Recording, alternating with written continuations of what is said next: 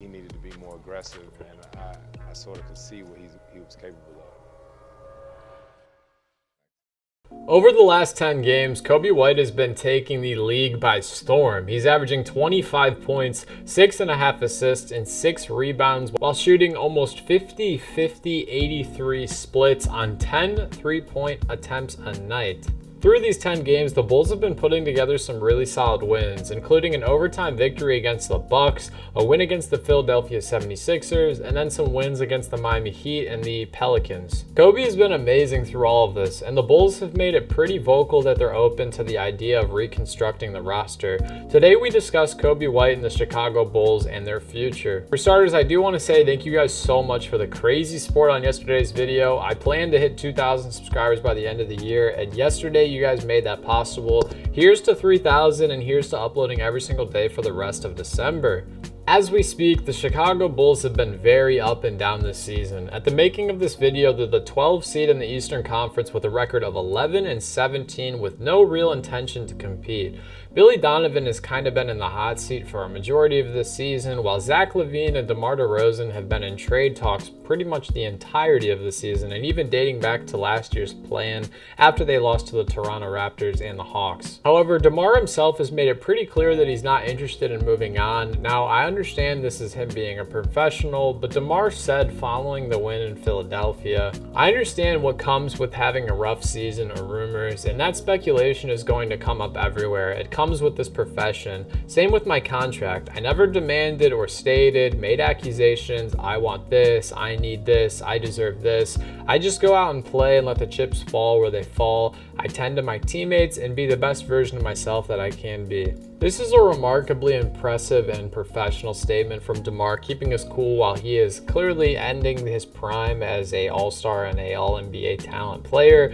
And he is, 34 going on 35 years old this season, and he is on the last note of his contract, so it's very, very great of him to just keep this professional demeanor and keep it all business. However, that doesn't mean that he won't be looked to be moved at this season's deadline, especially if the Bulls have no real intention of re-signing him, because in that regards, they would just be letting him walk for nothing. On the Zach LaVine side of things, he is much younger, but it's very clear that he, in this regard at least, is not the #1 option. He's an electric scorer and someone who can give you 30 on any given night, but he lacks the ability to command an offense and consistently put up efficient numbers. However, the true building blocks of this Bulls team are clearly falling within Coby White and Patrick Williams.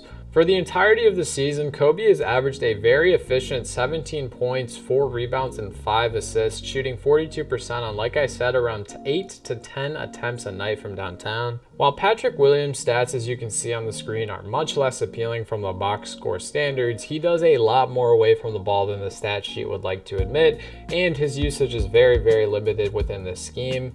I also haven't mentioned the name Nikola Vucevic yet because he is probably the most polarizing out of the 3 stars on his team. And it's interesting because he's someone who has shown the highs and the lows and kind of always been in a mediocre franchise situation. I mean, you think back to his days in Orlando, he was an all-NBA caliber player, and honestly, he still is a great big who can stretch the floor, and he plays decent defense in the drop, and he shows the ability to put the ball on the ground and create his own basket, grab rebounds. He really does everything you would want your big man to do, but he's in a market, and a loser's market as we speak, like Chicago, so it's hard to kind of gauge the opinion of this. As for Coby, his game is really, really thrilling and entertaining to watch, honestly. He has such a unique transition game, and this has really just grown and grown as he is growing as a leader himself through the help of veterans like Chris Paul. His ball handling is very tight and very coordinated, which pairs excellently with his efficiency from the 3-point jump shot. For his rookie season, he has been growing a ton since then as a point guard,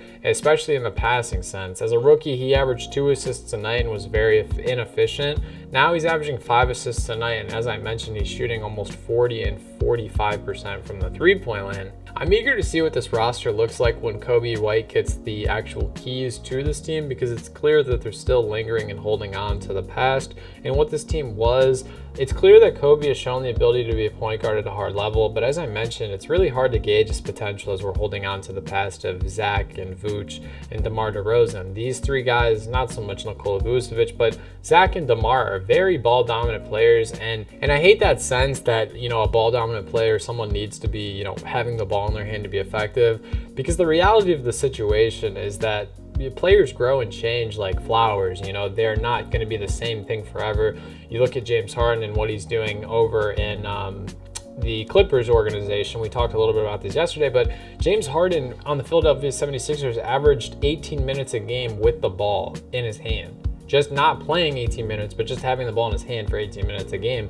And then in Los Angeles, he's now averaging 6 minutes per game. I mean, people grow. Superstars grow. They change. They fit the mold when they are ready to win an NBA championship. What I see for the future in this team is very, honestly, pretty simple. They need to blow it up and move on. Lonzo Ball was the glue that held this project together, and he obviously is missing the entirety of the season and missed the entirety of last season as well, which in turn has given the keys to Coby White. However, the project of Zoe, DeMar, Vooch, Caruso, it's still alive in Chicago, but it's not alive in a good meter. It's on life support, if you will. DeMar DeRozan is aging. His skill set is aging. Zach LaVine is becoming more and more impatient. They just need to trade Zach LaVine to a team for some form of young draft capital package with the young players. And then for DeMar DeRozan, I feel like they're honestly probably going to have to settle for young pieces or just role players and maybe a first-round pick. Teams like Los Angeles obviously come to mind. They can look at guys like Reeves or Vando or Max Christie. They have that 2029 first-round pick, I believe, unless they moved it in the Utah trade. I'm having a hard time remembering off the top of my head.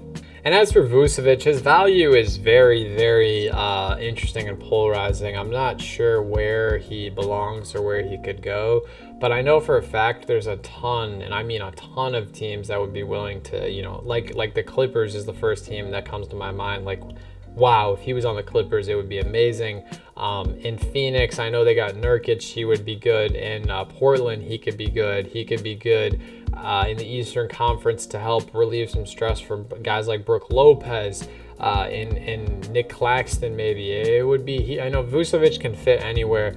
Obviously, I'm just spitballing names off the top of my head. It's not like I'm looking at every center in the NBA right now on a list. I'm just, kind of rambling at this rate, but you guys do understand Vucevic is, like Alex Caruso, his teammate, a great plug-and-play guy, and someone like Alex might be good for the development to, keep around. Obviously, his value is really high, so I understand if they want to explore the option of trading him, but his, ability and leadership and, championship experience could be good for someone like Coby White.